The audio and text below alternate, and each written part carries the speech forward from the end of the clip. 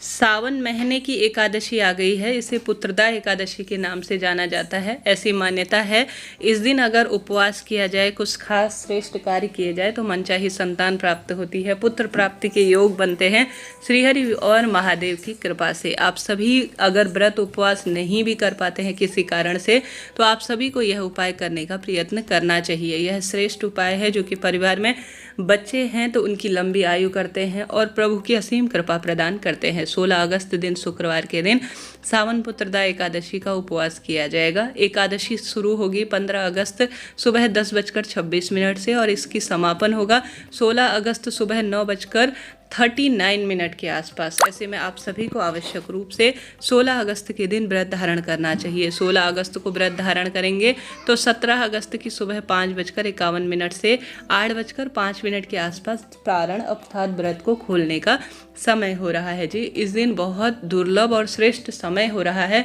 कई अच्छे दुर्लभ और विशेष जो नक्षत्र होते हैं, जो योग होते हैं, वह पंचांग में दिए गए हैं। इस दिन अगर पुत्र प्राप्ति के लिए श्रेष्ठ कार्य कर लिए जाए तो भाग्य खुलता है। गुरु जी द्वारा पंचपुष्प शिव महापुराण कथा में यह उपाय बताया था जो कि वंश में वृद्धि करने के लिए है। लंबे समय से संतान प्राप्ति नहीं हो पा रही है तो आपको यह उपाय करना है। लंबे समय से अगर आप सभी के घर में पुत्र प्राप्ति के योग नहीं बन रहे हैं, पहले से बेटी है, आप चाहते हैं कि मेरे घर में पुत्र प्राप्त हो, तो आपकी इच्छा कभी अधूरी नहीं रहेगी अगर इस दिन आप उपवास करते हैं। इससे पहले मैंने नारियल का उपाय, खीर का उपाय बता रखा है। उसमें जितने भी आपके प्रश्न है ना, उनका जवाब दिया गया है।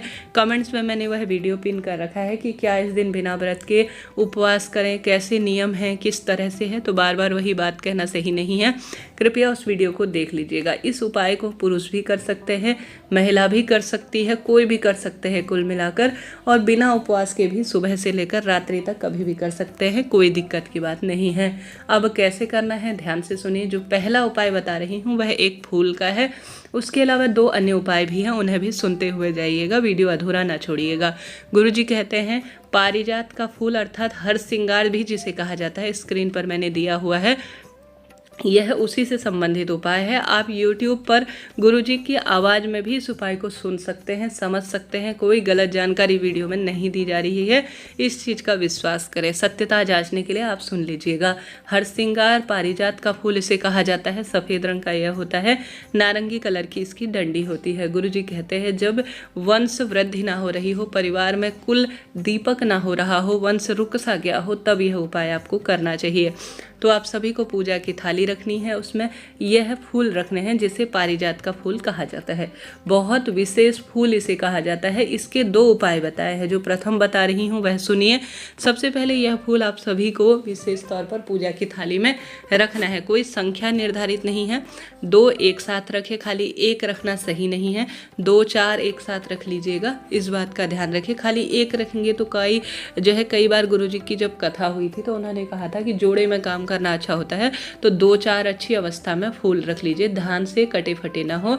जल चढ़ाएं शिवलिंग पर, पूर्वी या उत्तर दिशा की ओर बैठे, हमेशा घर से जल लेकर जाएं, गोल बत्ती का घी का दीपक लगाएं। उसके बाद गुरुदेव कहते हैं जो हरसिंगार अर्थात जो पारिजात का आपने फूल लिया है, सबसे पहले उसे आपको स्पर्श कराना है अपनी मनोकामना कहकर माता अशोक सुंदरी के स्थान पर। ठीक है जी, स्पर्श कराना है, इस बात का आपको ध्यान रखना है। परंतु आपको स्पर्श और कैसे स्पर्श कराना है यह भी ध्यान रखना है कि डंडी का मुख जो है शिवलिंग की ओर होना चाहिए। ठीक है, जैसे फूल नीचे की ओर हुआ जलाधारी की ओर और डंडी जो है ऊपर की ओर हुई, इस तरह से स्पर्श कराएं। उसके बाद उसे अपने हाथों से वहीं पर स्पर्श कराने के बाद उठा लीजिए। फिर माता रानी का जो हस्त कमल है ना, उस स्थान पर जो माता रानी का हस्त कमल है, जो है गोल कटी भाग होता है, स्क्रीन पर मैंने दिया हुआ है, उस स्थान पर भी अपनी मनोकामना कह दीजिए कि मुझे पुत्र प्राप्ति की इच्छा है, इसलिए मैं यह उपाय कर रही हूँ। वहाँ पर स्पर्श कराकर आपको इसे शिवलिंग पर चढ़ा देना है। जब जो है विशेष एकादशी आए, विशेष मन की कामना हो, आपको यह पारिजात का अर्थात हर श्रृंगार का पुष्प शिवलिंग पर 2 जगह स्पर्श कराना है। कैसे चढ़ाना है कि जो फूल का मुख हो ना वह आपकी तरफ होना चाहिए, ठीक है। जब माता अशोक सुंदरी में स्पर्श कराना है तो शिवलिंग की ओर डंडी होनी चाहिए। जब शिवलिंग पर आप पुष्प चढ़ाए थे फूल की ओर, क्योंकि मनोकामना है ना आपकी, इसलिए फूल का मुख आपकी तरफ होना चाहिए और आपको आ जाना है घर की तरफ। प्रार्थना करनी है, मन की कामना कहनी है, सिद्धता की बात कहनी है और दीपक लगाकर आरती कर लीजिए। एक साथ आप कई सारे उपाय भी कर सकते हैं, कोई दिक्कत की बात नहीं है। तो पहला यह हरसिंगार के फूल का उपाय है जो कि आपको वंश वृद्धि के दिन इस दिव्य एकादशी के दिन करना है। दूसरा गुरुजी कहते हैं हर श्रृंगार के बहुत सारे फूल एक साथ ले आइए और उनके पीछे का जो नारंगी रंग का हिस्सा है ना, जो केसर के सुंदर स्वरूप के रूप में जाना जाता है। जीवन में जब जो है पुत्र प्राप्ति की इच्छा हो, वंश वृद्धि की इच्छा हो, तो आप सभी को यह नारंगी रंग का जो केसर होता है हर श्रृंगार के पौधे में लगा हुआ, इसे हल्का सा सुखा लेना है। सुखाकर इसे पीस लेना है या किसी चीज़ में घिस कर, जैसे दूध में घिस सकते हैं, इसका चंदन बना लेना है। हर श्रृंगार के पौधे के फूल का जो चंदन होता है, अगर उसे शिवलिंग पर जो व्यक्ति लेपन कर देता है अपनी मनोकामना कहकर, अपना नाम गोत्र बोलकर, हर श्रृंगार के पौधे से बना हुआ चंदन ना महादेव को खूब अधिक प्रिय है। हर श्रृंगार यानी परिजात के फूल की डंडी का बना हुआ चंदन अगर शिवलिंग पर श्रृंगार करते हैं तो जीवन में हर एक कष्ट मिट जाता है, संतान संबंधी सभी बाधा खत्म हो जाती है। तो इस उपाय को भी आप इस विशेष एकादशी के दिन कर सकते हैं, लाभ आपको मिलना ही है। बहुत सरल उपाय है, कोई पैसा समय नहीं लगना। प्रथम वाला उपाय भी कर सकते हैं फूल चढ़ाने का, यह हर श्रृंगार के पौधे का चंदन वाला भी उपाय कर सकते हैं, इच्छा आपकी है। बहुत श्रेष्ठ है, सरल है, लाभ आपको मिलेगा। बढ़ते हैं दूसरे सरल से उपाय की तरफ। जैसा कि गुरुजी ने कहा है कि आपको जो है इस दिन 108 की संख्या में, शुक्रवार का दिन है, चावल चढ़ाना, परंतु शुक्रवार के दिन चावल हम नहीं चढ़ा सकते हैं। ऐसे में इस दिन 108 की संख्या में गेहूं, शास्त्रों में कहा गया है वंश में वृद्धि करते हैं गेहूं। तो आपने यह बात सुनी भी होगी, गुरुजी ने अभी सावन की कथा भी कराई थी, जब पूजा कराई थी शिव जी की, तो जो शिवरात्रि के दिन की, उसमें उन्होंने स्पष्ट स्वरूप में कहा था कि गेहूं शिवलिंग पर चढ़ाना है और इससे वंश वृद्धि होती है। कई वीडियोस में आपने सुना भी होगा। तो ऐसी स्थिति में अगर आप उपवास करते हैं, नहीं भी कर पाते हैं, तो अपनी मनोकामना कहकर श्री शिवाय नमस्तुभ्यम कहकर शिवलिंग पर 108 गेहूं के दाने चढ़ा देते हैं, तो भी निश्चित रूप से आपके वंश में पुत्र प्राप्ति की इच्छा है तो वृद्धि होती है, रोग कर्ज संकट पीड़ा से भी मुक्ति मिलना आरंभ हो जाती है। तो यह भी आप कार्य कर सकते हैं, बहुत शुभ और श्रेष्ठ दिन है।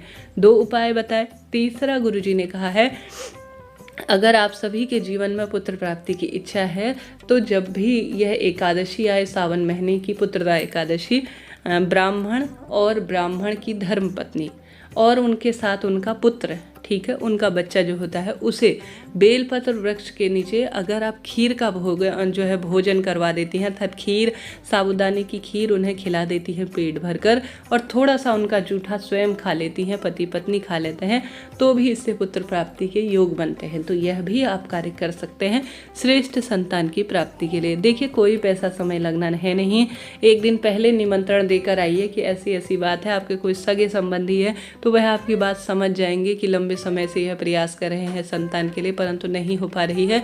ऐसी स्थिति में अगर वह भोजन करते हैं तो बेलपत्र पेड़ के नीचे जो है भोजन करा दीजिए, नहीं तो आप बेलपत्र पेड़ के नीचे वह खीर इत्यादि खा लें, उन्हें दान दक्षिणा देकर आप उनकी जूठा खा लेती है तो भी गुरुजी कहते हैं खीर का इस दिन बहुत अधिक महत्वता है, तो आप यह भी कर सकते हैं।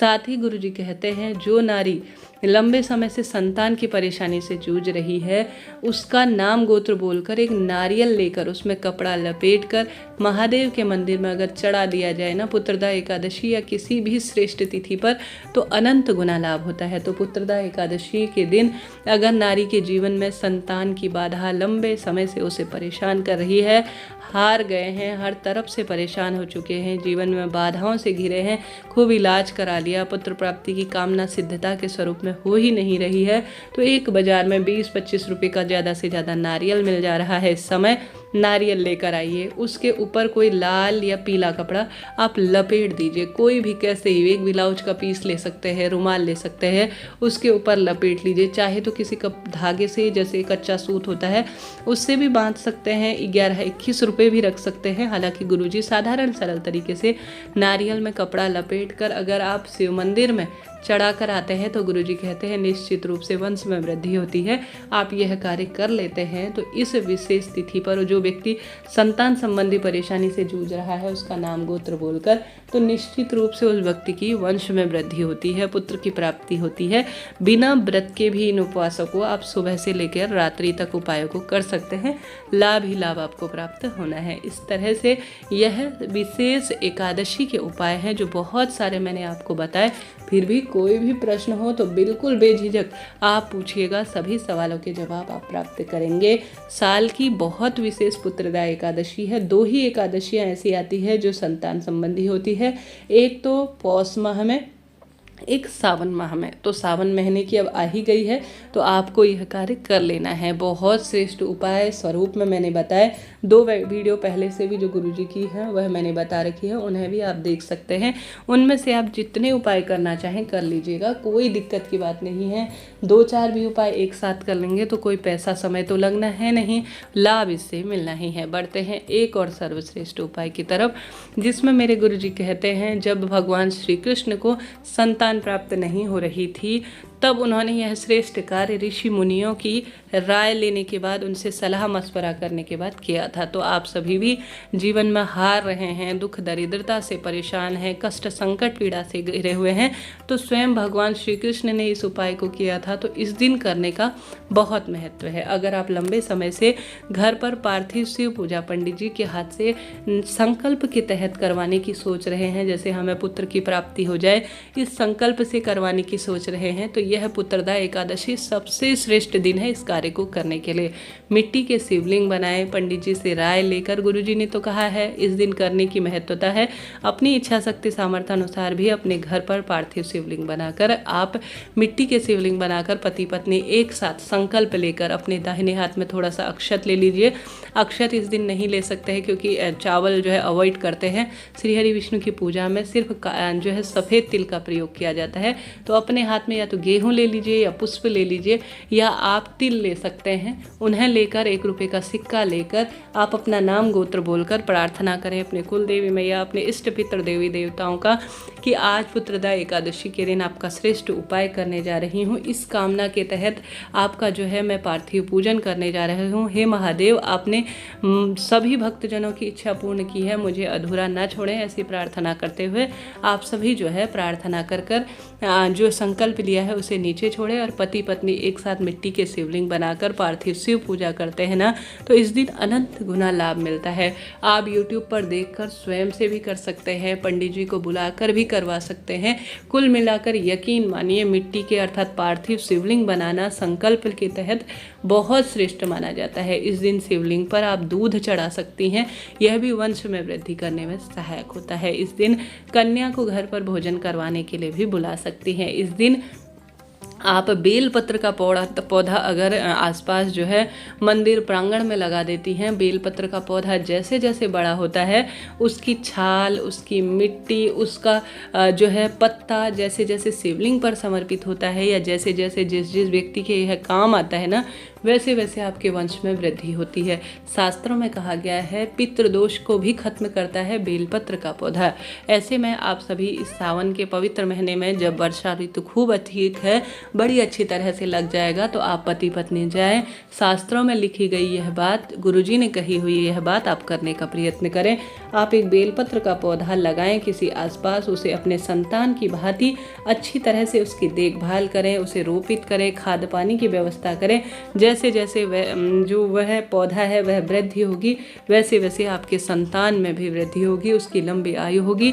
बेलपत्र का पौधा शिवलिंग पर अगर जो है पत्ती समर्पित होगी, छाल समर्पित होगी, मिट्टी प्रयोग में आएगी, उस पुण्य प्रताप को आप भी ग्रहण करेंगे। इतनी सुंदर महिमा कही गई है बेलपत्र के पौधे की। तो इस महीने पुत्रदा एकादशी के दिन पति पत्नी जाकर यह काम जरूर से कीजिएगा। साथ के साथ आप सभी को इस दिन शुक्रवार का दिन है, लाल रंग रंग के सुंदर कपड़े पहने, पीले रंग के भी पहन सकते हैं। गंगा जल मिश्रित जल से स्नान करें।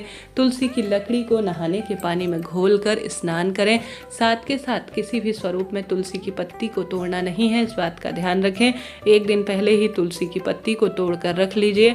साथ के साथ आप जो है बेलपत्र भी एक दिन पहले ही तोड़ कर रख लीजिए, कोई दिक्कत की बात नहीं होगी। इस तरह से आपको इस पुत्रदा एकादशी का खूब लाभ उठाना है। भाग्य की रेखाएं चमकानी है, दुख दरिद्रता दुर्भाग्य को परिवार से दूर करनी है और हर स्वरूप में सुख पाना है। यह उपाय कोई साधारण नहीं है, यह उपाय एक तरह से चमत्कार है। भाग्य की रेखाओं को यह उपाय परिवर्तित करने की क्षमता रखते हैं। विश्वास है वहाँ मेरे महादेव है, विश्वास है वहाँ मेरे भोले बाबा हैं, माँ पार्वती हैं। तो इस दुर्लभ सहयोग को छोड़ना नहीं है। जीवन चमकाएं, भाग्य की रेखाओं को प्रबल करें। हर हर शंभु, नमामि शंभु। वीडियो उपयोगी रहती हैं तो लाइक करें। हर हर महादेव। ओम नमो भगवते वासुदेवाय कमेंट्स में लिखना ना भूलें।